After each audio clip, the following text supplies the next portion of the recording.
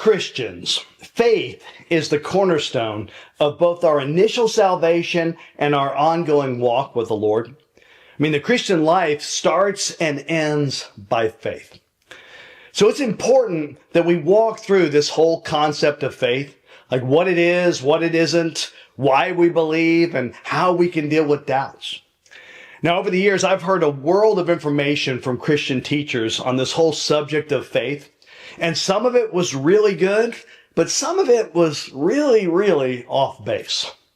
And so last week we started talking about faith and doubt, and I made two crucial observations. First, doubt is an inescapable part of the human condition. Like there's no such thing as doubt-free living. Part of what it means to be a finite creature with a limited IQ is there's no escape from doubt. And second, observation number 2 that I made last week was this.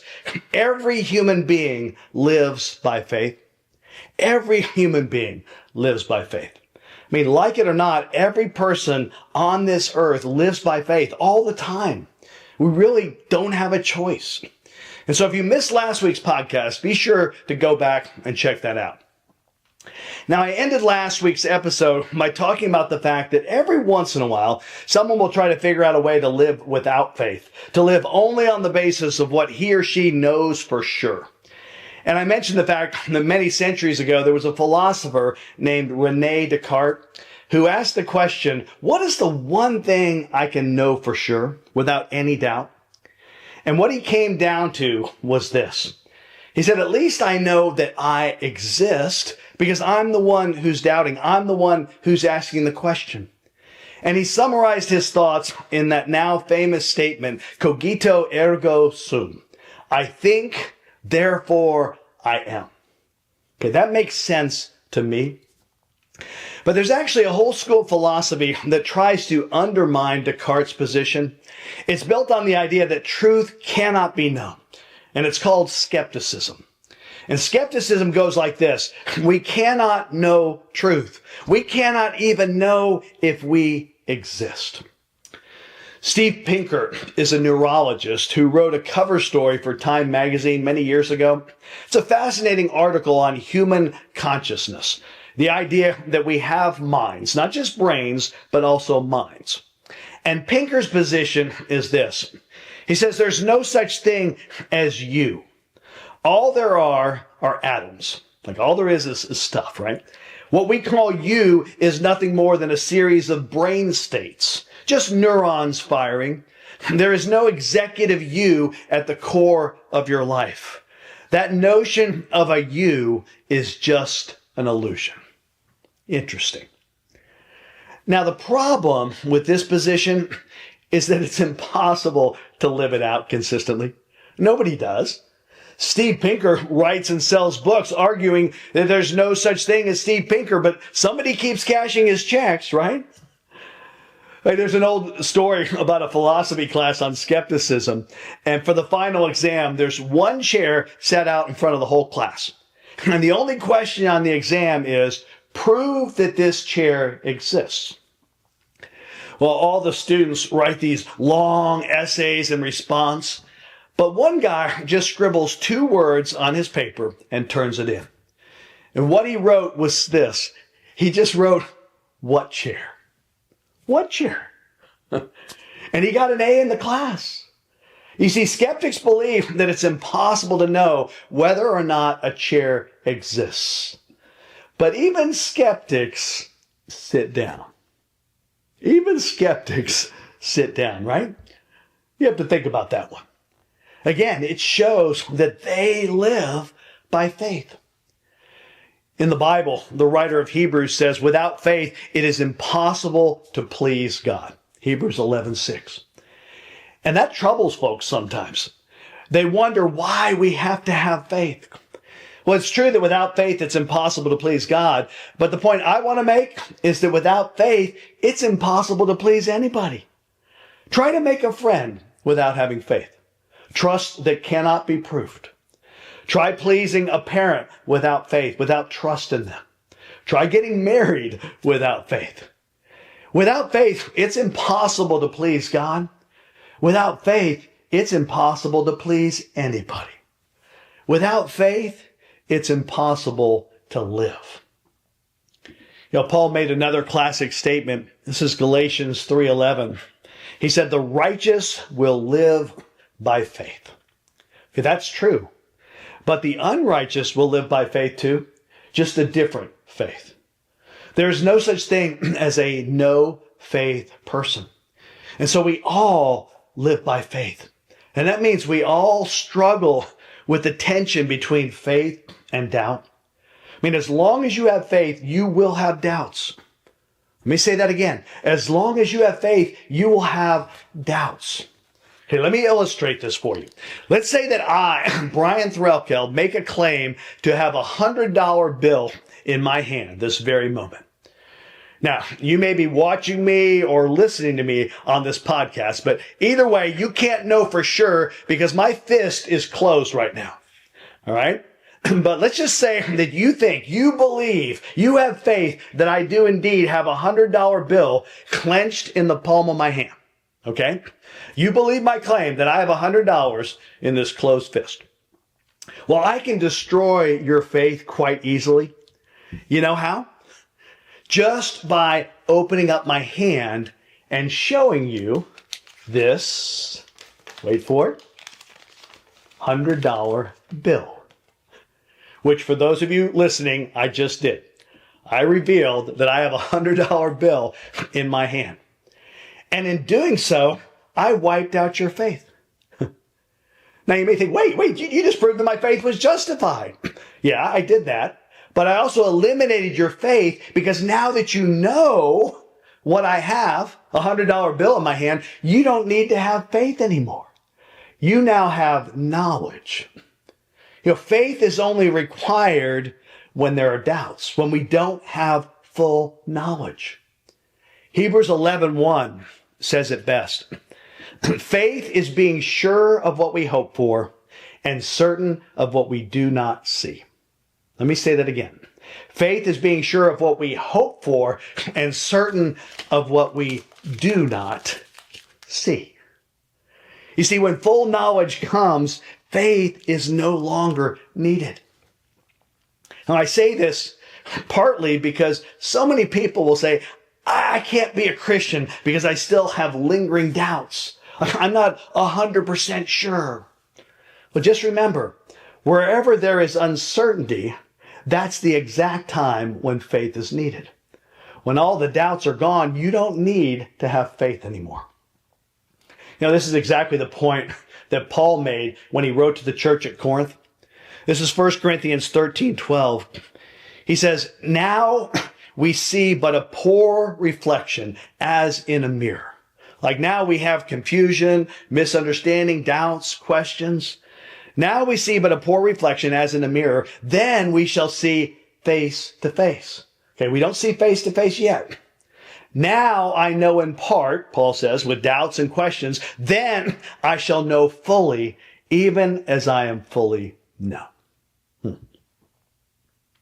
Okay, let's move on to observation number 3. Doubt can lead to stronger faith. Doubt can lead to stronger faith. There's a purpose behind doubt, and that purpose is to lead us to stronger faith. Now, sometimes people who have doubts can become overwhelmed by feelings of guilt. Like they feel like they must not be very good Christians. And some deal with their doubts by trying to repress them. They stuff them way, way down. They're afraid to read any books written by atheists or skeptics for fear it may destroy whatever little faith they have. But folks, that's living out of fear, not faith. And it's impossible to trust Jesus if deep down inside you don't think he was right. Jesus said, you will know the truth and the truth will set you free. John 8:32. Jesus also said, I am the way, the truth, and the life. John 14:6. Jesus said, but when he, the Spirit of truth, comes, he will guide you into all truth. John 16:13. According to Jesus, you don't have to choose between him and truth. The Bible says if you search for truth, you will find Jesus.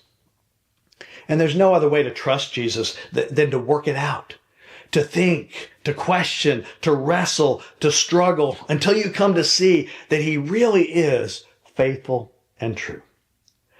And I would say the purpose of doubt is to motivate us to do just that, to seek the truth. Okay, one more observation.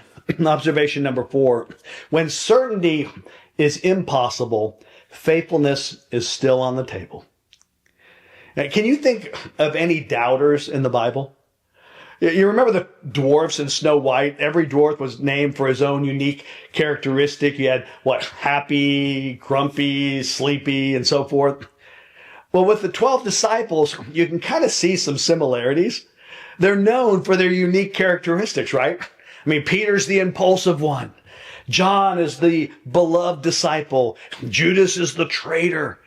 And one of the disciples was so known for his doubts that it became part of his nickname. Do you remember who that was? Doubting Thomas. But it's not just Thomas who doubted, folks. Abraham, Sarah, Elijah, John the Baptist, all were doubters. I mean, Jesus' family thought he was crazy. All the disciples ran away. I mean, there were all sorts of doubters in the Bible, and God doesn't give up on any of them. And God never asked these people to manufacture certainty. He simply asked them to be faithful to what they already knew. Let me illustrate this in a roundabout way. It was a big part of the teaching of Jesus and the entire Bible that those who've been blessed with wealth, an abundance of material goods, ought to share with those who don't have much. In fact, Jesus assumes this as a way of life. In Matthew 6:3, Jesus says, "But when you give to the needy," not if, but when you give to the needy, "do not let your left hand know what your right hand is doing." 1 Timothy 6:17-19 says this, command those who are rich in this present world to be generous and willing to share. In this way, they will lay up treasure for themselves as a firm foundation for the coming age. Okay, is anybody skeptical about these statements? Anybody torn by doubt about this? Anybody stay up at night wondering if it's really true what Jesus said, that those who have ought to share with those who don't have? Okay, we probably, we see that, we believe that, but how are we doing living it? I mean, if we think it's true, how are we doing with living it out? Now, I'm personally pretty convicted by these passages. Maybe what matters most to God is not that I have the comfort of certainty. That's what I want. I want to know for sure. But maybe what matters most to God is that I be faithful to what I already know. And maybe if I'm willing to do that, he can still use me, even with my doubts. And then maybe, just maybe, in God's great plan, putting faith into action is the catalyst for removing lingering doubts. Jesus gave his disciples their final marching orders, the Great Commission, in Matthew 28:18-20. Listen to this. Then Jesus came to them and said, "All authority in heaven and on earth has been given to me. Therefore go and make disciples of all nations, baptizing them in the name of the Father and of the Son and of the Holy Spirit, and teaching them to obey everything I have commanded you. And surely I'm with you always to the very end of the age." Now, these words were spoken to Jesus' disciples, a select group of individuals who had been entrusted with spreading the gospel message around the globe.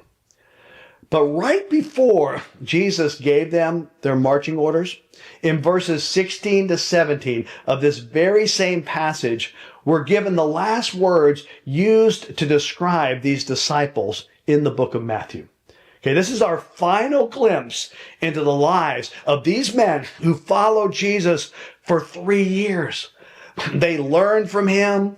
They trusted him. They saw him crucified. Then they saw him resurrected. But then listen carefully to Matthew 28:16-17. It says, "Then the 11 disciples went to Galilee, to the mountain where Jesus had told them to go. When they saw him, they worshiped him, but some doubted. Isn't that amazing? I read that passage for years without ever really noticing that phrase and allowing it to sink in. These guys have watched him, listened to him, followed him, studied him, seen him crucified, seen him resurrected, and the last thing it says about them is, some doubted. Fascinating. And Matthew doesn't cover this up. He purposely points it out. Think about that. Dale Bruner once said the following: the Christian faith is bipolar.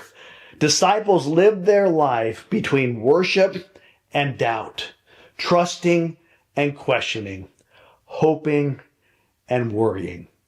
Jesus looks at these worshiping, doubting guys, and he says what? You doubters, go. Go make disciples. You go risk your lives for me. You change your world for me. And you will find that as you go, it's your own doubt that will be healed. And you doubters are included too. Disciples are not people who never doubt. At times, they doubt and worship. They doubt and serve. They doubt and help each other with their doubts. And over time, they find truth. And that truth sets them free. Have a great week, my friends.